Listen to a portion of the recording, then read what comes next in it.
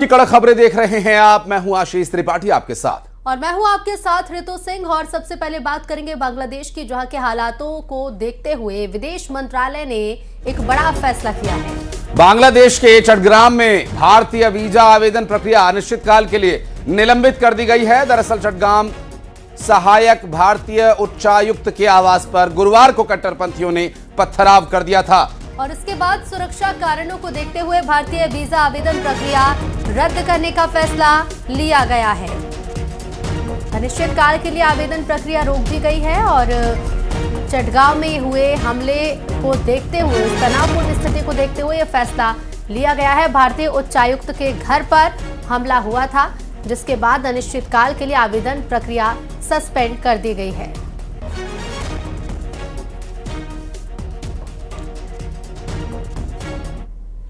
बांग्लादेश में हिंदुओं पर हो रहे अत्याचार को लेकर कोलकाता के एक कार्यक्रम में राष्ट्रीय स्वयंसेवक संघ के सरसंघ चालक मोहन भागवत ने एक बड़ा बयान और कड़ी प्रतिक्रिया दी है।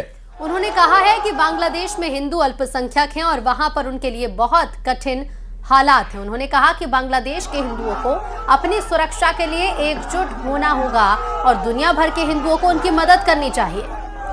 दरअसल मोहन भागवत ने कहा कि हमें अपनी सीमा के भीतर जितना हो सके बांग्लादेश के हिंदुओं की मदद करनी चाहिए।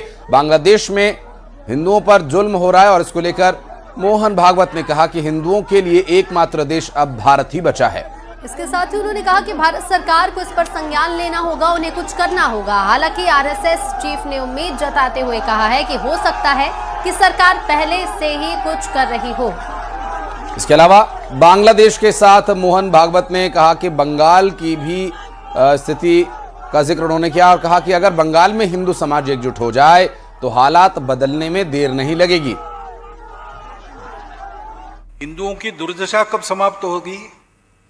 वहां माइनॉरिटी है एकदम, वहां जरा कठिन है। फिर भी जो मैक्सिमम बचाव हो सकता है उसके लिए वहां के हिंदू को इकट्ठा रहना पड़ेगा और दुनिया भर के हिंदुओं को अपनी मर्यादा में रहकर उनकी कितनी मदद कर सकते हैं, जो और जितनी कर सकते हैं उतनी सब करनी पड़ेगी, हमको भी करनी पड़ेगी। और हम तो वो कर रहे हैं। बाकी हिंदुओं का एक ही देश है, भारत देश।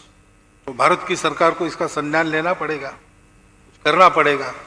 कुछ कर भी रहे होंगे, कुछ बातें बताई जाती है, कुछ बताई नहीं जा सकती। बांग्लादेश में हिंदुओं की हत्या को कांग्रेस नेता कुंवर दानिश अली ने हिंदू मुसलमान का मामला मानने से इनकार कर दिया है। उन्होंने कहा कि बांग्लादेश में हो रही हिंसा धार्मिक रंग देने से बचना चाहिए। उन्होंने राष्ट्रीय स्वयंसेवक संघ पर भी निशाना साधा। बीजेपी नेता अजय आलोक ने कहा कि बांग्लादेश की हालत बहुत खराब है और भारत सरकार इस पर नजर बनाए हुए बीजेपी ने मांग की है कि बांग्लादेश सरकार को तुरंत आरोपियों के खिलाफ कड़ी कार्रवाई किए जाने की आवश्यकता है। और कांग्रेस नेता कह रहे हैं कि यहां हिंदू मुसलमान का विषय नहीं है।